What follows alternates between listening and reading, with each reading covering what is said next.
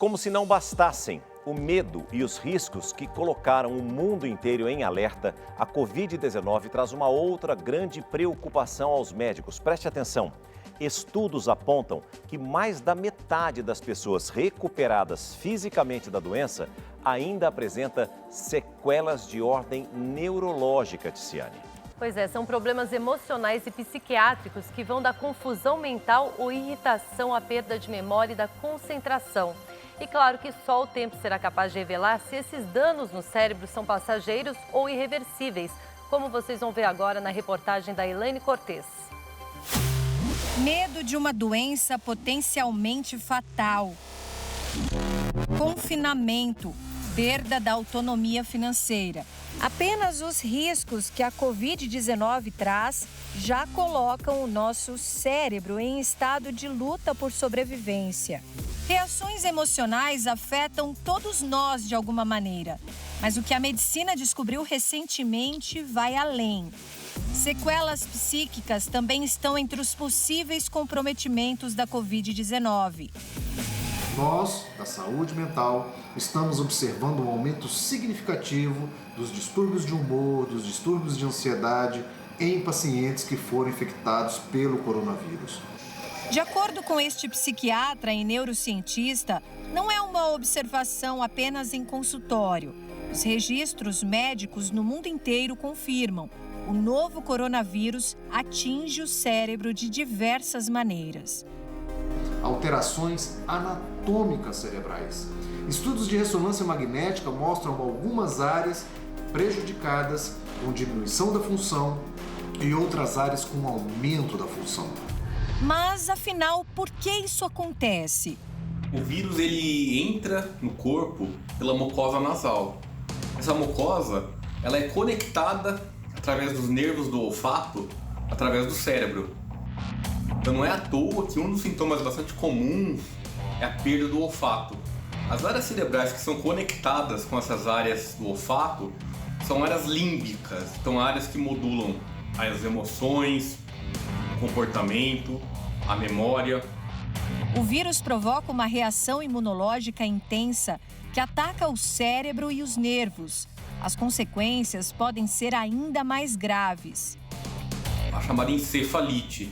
E aí são sintomas normalmente mais graves, de confusão, sonolência, crise convulsiva. Então o vírus pode infiltrar no sistema nervoso central. E existem outras maneiras do novo coronavírus afetar diferentes áreas e funções cerebrais. Uma outra maneira é o efeito sistêmico. Quer dizer, o vírus afeta o coração, afeta o pulmão. O coração não consegue bombear sangue para o cérebro, ou o pulmão não consegue oxigenar o sangue e, por consequência, o cérebro sofre. De acordo com os especialistas, ainda não é possível explicar a razão de alguns pacientes serem mais ou menos afetados. Os estudos continuam à procura de respostas. Não são todos os pacientes com Covid que precisam de avaliação neurológica. Se o paciente não tiver nenhum sintoma, nenhuma queixa neurológica, ele pode apenas ficar em observação. Agora, se ele tiver dor de cabeça, alteração do seu nível mental, nível de consciência, deficiência de movimentação, dificuldade para andar, para falar, formigamento em alguma parte do corpo, aí sim ele deve procurar o neurologista o mais rapidamente possível. Dona Maria teve os primeiros episódios de confusão mental e alterações do humor ainda no hospital, logo que saiu do estágio mais grave. Quando nós pensávamos que os problemas tinham acabado, começou os pesadelos dela, né? Ela disse que são sonhos, pesadelos, mas ela realmente ligava para nós desesperada, implorando, pedindo ajuda, falando que iam matar ela, que era para contratar segurança, porque ela estava sequestrada lá. Em casa, as ocorrências de perseguições e as crises de ansiedade continuaram por mais um período. Eu tinha pesadelos, além do limite, tudo com sequestradores. Você parecia que estava ao vivo assim. Mas, graças a Deus, saí do hospital, acabou tudo isso. Mas estou em cima da cama, não consigo andar e fiquei com sequelas. Emocionalmente mais estável, agora o dilema é a oscilação da irritabilidade e a angústia pela independência. Me sinto ansiosa, vontade de fazer as coisas, não consigo. E o apoio da minha família está sendo muito importante na minha vida. Esta psicóloga enfrenta a Covid-19 neste momento. Em tratamento, ela percebe sintomas muito mais amplos do que esperava para o quadro da doença. Percebi um comprometimento na minha atenção, na minha concentração, na minha cognição.